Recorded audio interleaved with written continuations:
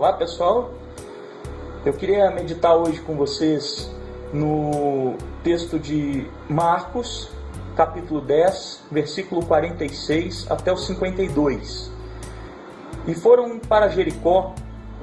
Quando ele saía de Jericó, juntamente com os discípulos e numerosa multidão, Bartimeu, cego, mendigo, filho de Timeu, estava sentado à beira do caminho, e ouvindo que era Jesus, o Nazareno, pôs-se a chamar: Jesus, filho de Davi, tem compaixão de mim.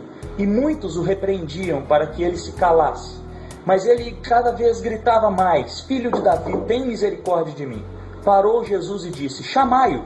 Chamaram então o cego, dizendo-lhe: Tem bom ânimo, levanta-te, ele te chama. Lançando de si a capa, levantou-se de um salto e foi ter com Jesus. Perguntou-lhe Jesus: Que queres que eu te faça? Respondeu o cego: Mestre, que eu torne a ver.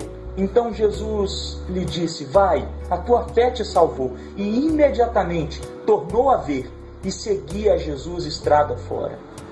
Bom, o texto a gente vê um episódio interessante da caminhada de Jesus e seus discípulos rumo a Jerusalém, onde eles passam por Jericó e o cego, que estava sentado à beira do caminho, um mendigo cego, Bartimeu, percebe o movimento que estava acontecendo da passagem ali de Jesus, e ele observa nisso uma oportunidade de se ver curado. E ele chama Jesus e grita por Jesus, e imediatamente ele é repreendido pelos discípulos de Jesus. Opa, peraí, não incomodem o mestre, não faça isso com o mestre. Aqueles discípulos discriminam o cego Bartimeu.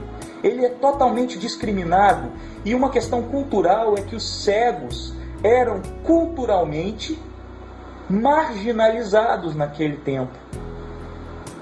Os cegos eram tidos como pessoas impuras, pessoas pecadoras, por isso ele tinha nascido cego. Se nasceu cego é porque era pecador, e a mãe era pecadora, os pais pecadores, e aquele contexto gerava uma situação de muita marginalização. E aí Jesus trata com uma misericórdia imensa para com aquele cego. Primeiro ele cuida dos próprios discípulos, e ele vira e fala assim: chamai-o. Jesus manda chamar o cego, contrariando o pensamento dos discípulos, que não queria, em hipótese nenhuma, não queriam que o cego incomodasse a Jesus. Aí Jesus chama, ele chama, e eles ficam contrariados, e agora eles vão ter com Jesus uma indisposição, porque Jesus vai contra aquilo que eles pensam.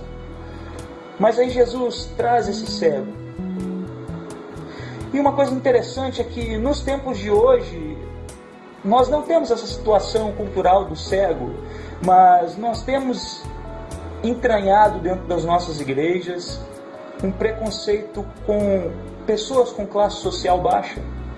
Temos entranhado dentro das nossas igrejas, nos crentes, nos cristãos de hoje, uma dificuldade de relacionamento com mendigos ou com pessoas deficientes. Nós temos certas dificuldades no tratamento com prostitutas.